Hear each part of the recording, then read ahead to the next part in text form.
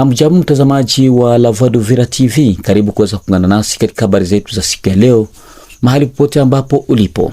Mimi ni mtangazaji wako Janvier Emmanuel Kaluya, nikukaribishe kuungana nasi katika habari zetu za siku ya leo. Ikiwa ni mara yako ya kwanza kutembelea channel yetu, usikose kujabone kwenye channel yetu, kulaki pia kushare kwa wengine tunapotoa habari zetu kila leo, uwe wa kwanza kabisa kuweza kuzipata. Nambari yetu ya WhatsApp iko hapo chini. Ukiwa na maoni au pendekezo, usisite kutuandikia kupitia nambari yetu, tutakwenda kukujibu. Katika uchambuzi wetu wa habari zetu za siku ya leo, tutachambua kuhusu milio ya risasi ambayo imesikika mjini Uvira kuanzia majira ya saa 2 usiku, ambayo ilisababisha wakaazi wengi kuweza kabisa kuwa na hofu, na kisa cha milio hiyo utakwenda kuijua katika uchambuzi wetu wa habari zetu za siku ya leo. Tutachambua kuhusu madai ya raia wa pale maeneo ya Luberizi ambao wanadhibitisha kuwa M23 inaendelea kuongeza vikosi vyake pale bondeni mwa mto Ruzizi ili kuhakikisha kuwa imevamia mjiji la Uvira kwa mara nyingine tena. Na pia tutachambua kabisa kuhusu milio ya risasi ambayo ilisikika pale Bukavu ikafanya wakaaji wa pale Bukavu kuwa na hofu, na tutamalizia na habari za pale Mudaka, ambapo soko ya pale Mudaka ambayo inalema kila siku ya 4 mpaka sasa bado haijaanza kulema, baada tu ya wapiganaji wa M23 kuanza kufunga watu maeneo hayo, na hapa wakiwa na hofu kwa sababu habari tulizozipata wiki iliyopita kuna askari wa M23 walipoteza maisha maeneo ya pale Mudaka. Na kwa mwisho tutagusia kabisa kuhusu kumaliza mzozo wa Jamhuri ya Kidemokrasia ya Kongo na Rwanda baada tu ya Rwanda kusaini mkataba ya kuondoa wanajeshi wake nchini Kongo ya Kidemokrasia huko Washington, baada tu ya kikao ambacho kilichofanyika maeneo hayo. Haya na mengine nikukaribisha kuweza kuungana nasi katika uchambuzi wetu wa habari katika siku ya leo. Tuanze na Uvira. Hofu iliweza kutanda kwa raia wa Uvira baada tu ya milio ya risasi iliyosikika hiyo jana majira ya saa 2 za usiku. Ilikuwa saa 2 za usiku, moja kwa moja raia wa Uvira walishtushwa kusikiliza milio ya risasi kuanza kusikika, pia silaha kubwa kubwa kusikika maeneo ya barabara nambari 5. Kuanza kilalo cha Mlongwe Kasenga hadi maeneo ya Kalundu, milio ya risasi ilikwenda kusikika. Raia walijaribu kufuatilia kujua kilichoanzisha milio hii ya risasi bila kujua chochote. Usiku huu tulipata nafasi ya kufuatilia kupitia televisheni yetu. Tuligundua kuwa habari zilizozagaa mitaani ikitaja kuwa baadhi ya viongozi wa jeshi la Kongo kuwa wanadaiwa kuingiza waasi wa M23 kwa mara nyingine tena mjini Uvira, wakiwa wanadhibitisha kuwa ndiyo kisa na malengo ya milio hiyo ya risasi. Lakini habari zetu za kweli pia zilithibitisha kuwa habari hizo ni za uongo, na kwa sasa habari ziligundulika kuwa kuna baadhi ya wazalendo ambao walioleta fujo katika jiji na tarafa letu la Uvira. Habari ilithibitisha kuwa wazalendo ambao waliotoka maeneo ya Kasenga walikuja kufunga mtu mmoja pale maeneo ya kilalo ya Mlongwe, na hapo ndipo kulikuwa na mabishano na moja kwa moja risasi zilianza kurindima. Hii ni moja pekee ambayo imekuja ikawa imesababisha madhara makubwa, kwa kuwa raia wengi wameanza kabisa kusumbuka, raia wengi wakiwa na oga, na kila aliyekuwa na silaha alianza kupiga. Wanajeshi ambao wanaopatikana kwenye kilalo cha Mlongo ambao wanajaribu kulinda doria, nao pia walipata nafasi ya kujibu shambulizi hiyo, kwa sababu shambulizi hiyo ilikuwa kama vile inawalenga. Mpaka sasa viongozi wa Uvira hawajazungumza jambo lolote kuhusu hali hiyo, lakini tusubiri leo, huenda wanaweza wakazungumza. Mji wa Uvira ni mkubwa na pia inakumbana na changamoto, ambapo kila leo wavamizi wanadaiwa kuingia kwa mara nyingine tena katika mji wa Uvira, hapo kupitia vita ambavyo vinavyofanyika huko maeneo ya Kirungu, ikiwa vinaleta hofu kwa wanajeshi, pia kwa raia wakiwa na hoga kuwa muda wote ule M23 inaweza ikaingia kwa mara nyingine tena hapa mjini Uvira.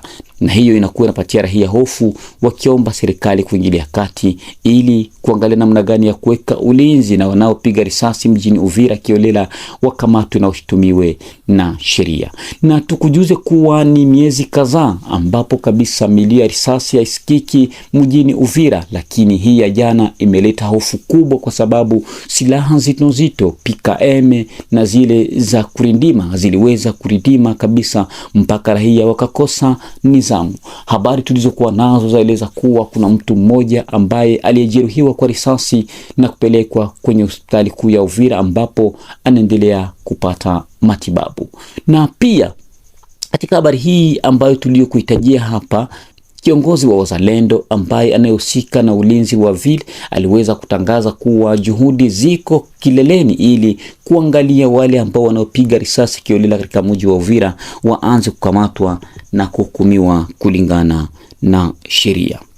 Tutoke mjini Uvira tujielekeze huko katika bondeni mwa mto Ruzizi. Habari zaeleza kuwa waasi wa M23 kila leo waendelea kuongeza vikosi vyake pale maeneo ya Sange ili kwa mara nyingine tena kuvamia jiji la Uvira. Hii imetokea baada tu ya mapigano makali ambayo iliyoripotiwa tarehe 17 huko bondeni mwa mto Ruzizi.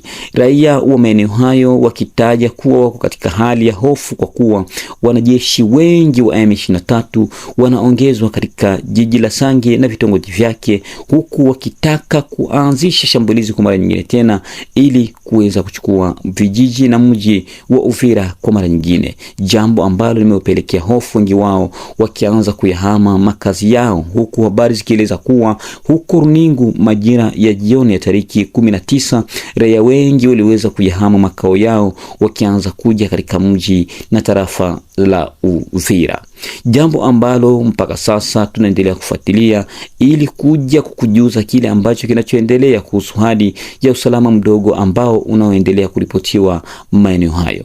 Kwa hiyo wanajeshi wa Jamhuri ya Kidemokrasia ya Kongo wako kamili gado, na hiyo pia wanaendelea kujipanga wakileja kuwa kama hawawezi wakaruhusu jiji la Uvira tena kuanguka mikononi mwa M23, kwa kuwa ni miongoni mwa maeneo ambayo serikali ya Kongo ina matumaini kuhusu vita hivi ambavyo vinavyoendelea mashariki mwa Jamhuri ya Kidemokrasia ya Kongo. Wadadisi wa mambo wataja kuwa kusaini mkataba kwa Rwanda na Kongo huko Washington ili kurejesha amani ya kudumu mashariki mwa Jamhuri ya Kidemokrasia ya Kongo, ni vyema wanajeshi wawe makini kwa kuwa makubaliano inaposainiwa ndipo vikosi vya M23 vinaendelea kuongeza nguvu na kuchukua vijiji vingine mbalimbali.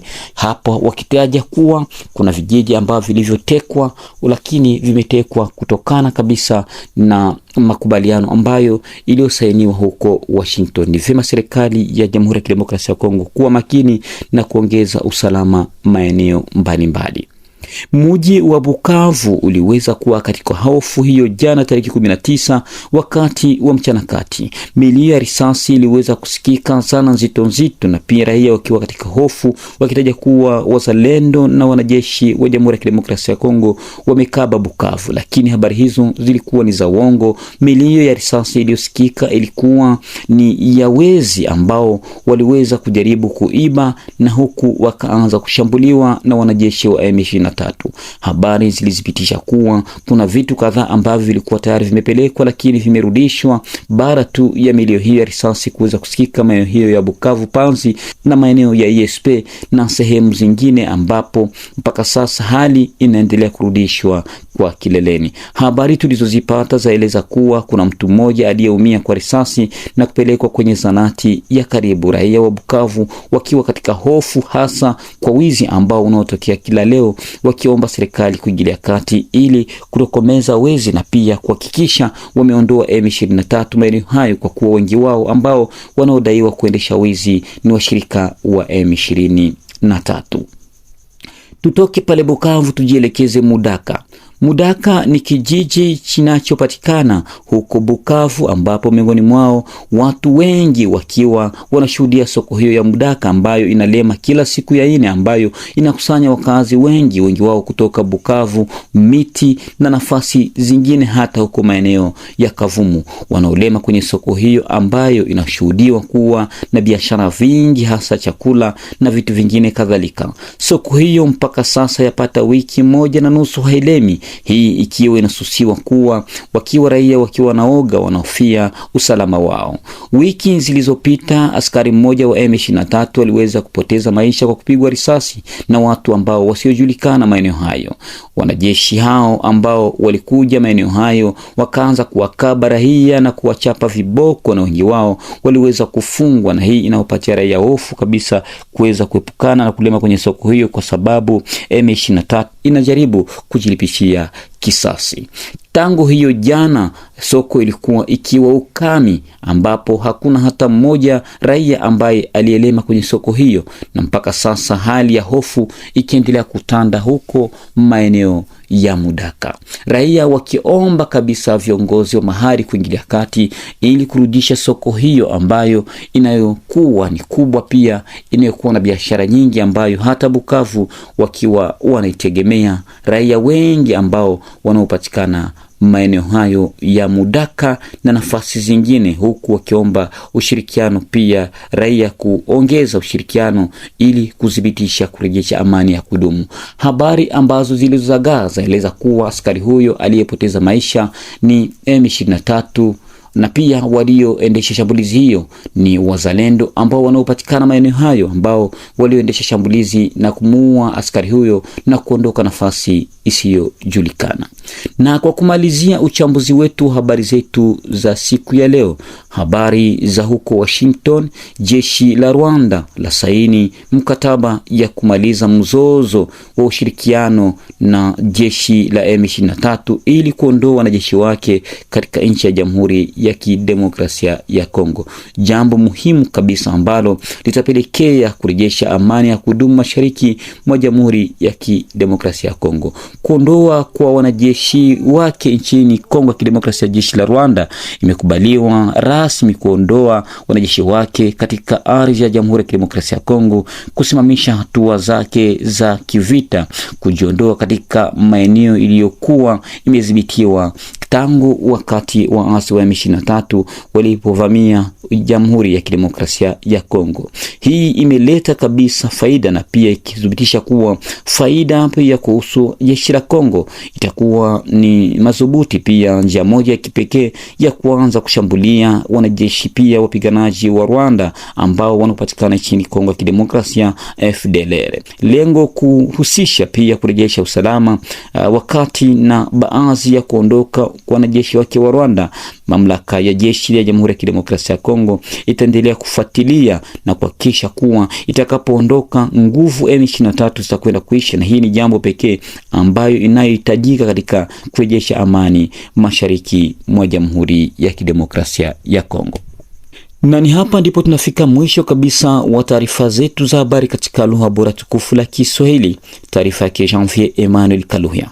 Ikiwa ni mara yako ya kwanza kutembelea channel yetu, usikose kujiabone kwenye channel yetu, kulike pia kushare kwa wengine tunapotoa habari zetu kila leo, uwe wa kwanza kabisa kuweza kuzipata. Niseme asante kutusikiliza na asante kutufuatilia.